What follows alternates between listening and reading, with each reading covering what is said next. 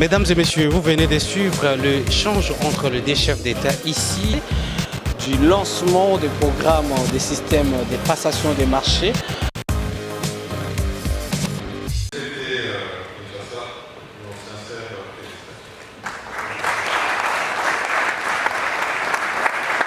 Après votre autorisation, Excellence et Premier ministre, nous allons inviter tous les coordonnateurs qui ont reçu le prix de monter rapidement prendre une photo avec son Excellence, Monsieur le Premier ministre. Oui, merci beaucoup pour la question. Je me présente d'abord, je suis ingénieur en électrotechnique, ingénieur A1. Nous sommes de l'ISP Technique, donc c'est une institution supérieure pédagogique et technique de Kinshasa.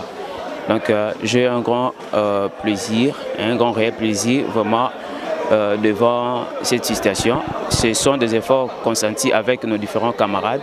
Nous avons pu réaliser un travail qui est acceptable, une logette électrique. Donc oui, on était avec le Premier ministre, sauf que malheureusement, je peux dire, on n'a pas eu vraiment un contact direct. J'ai demandé même à la personne qui nous avait servi comme étant le responsable du côté la coordination estudiantine.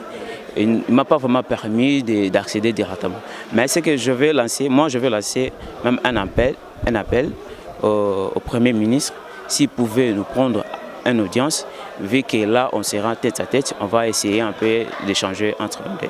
Oui, il y a d'autres choses qu'on ne peut pas tout détailler, il n'y a pas vraiment des inventions comme telles, sauf l'invention de la logette qui a été réalisée par mon camarade, mon collègue Bébéto. Aujourd'hui on était là juste pour soutenir ces inventions. Mais étant d'autres, il y a tellement de projets et ça nous demande aussi de financement et on ne peut pas directement être on ne peut pas être direct comme ça, sans toutefois qu'on puisse avoir de licence normale pour que nous puissions démontrer ce que nous avons comme projet encore d'avenir. Mesdames et messieurs, en vos titres et qualités respectifs. L'évolution moderne des villes, inhérente aux impératifs de la croissance démographique, appelle les gouvernements des États à approfondir la réflexion pour concevoir des politiques et mettre en œuvre des programmes ambitieux de développement des infrastructures sociales adaptées aux besoins réels des populations. Le déficit remarquable entre les ressources financières publiques investies dans les infrastructures en général et les besoins de la population liés à la gouvernance administrative, la mobilité, le logement, l'éducation et le tourisme, et la preuve éloquente que le développement ne reste plus l'apanage de seul l'État. Ayant aperçu depuis 2016 la nécessité de mutualiser les efforts avec l'État pour booster le développement des infrastructures urbaines en République démocratique du Congo, l'ASBL Expo Béton a eu la courageuse initiative de mettre ensemble les opérateurs privés du secteur de la construction à travers l'organisation chaque année d'un forum pour analyser les forces et les faiblesses du secteur pour des actions pertinentes à mener. La 6e édition d'Expo Béton, dont la cérémonie d'ouverture a été marquée, comme on l'a rappelé ici, de la présence de son Excellence, Monsieur le Président de la République, Félix-Antoine Tshisekedi Tshilombo, chef de l'État, le mercredi 30 dernier, a bénéficié de l'implication particulière de la Chambre haute de notre institution parlementaire, suite à la réflexion menée par le caucus des sénateurs de Kinshasa lors de leurs vacances de décembre 2021 à mars 2022.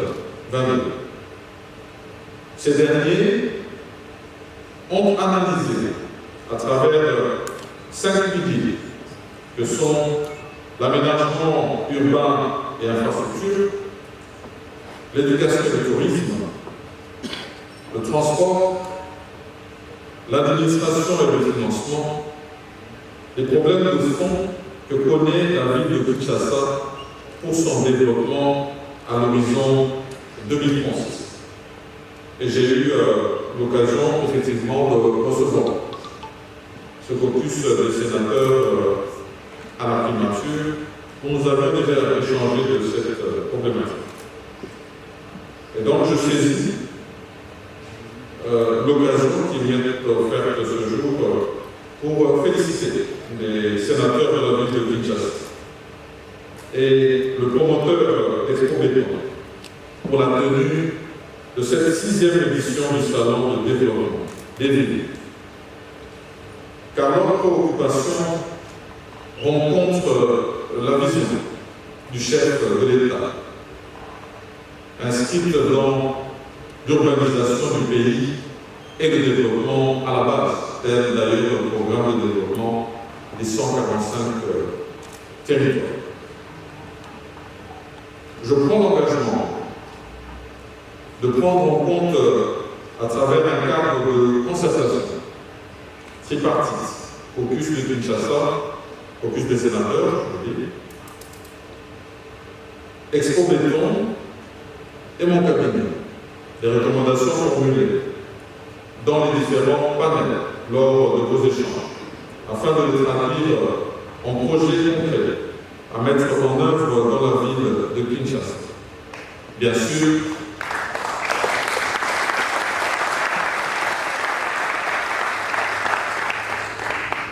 avec l'implication du gouvernement provincial de la ville de Kinshasa et l'appui du gouvernement de la République que j'ai l'honneur de diriger.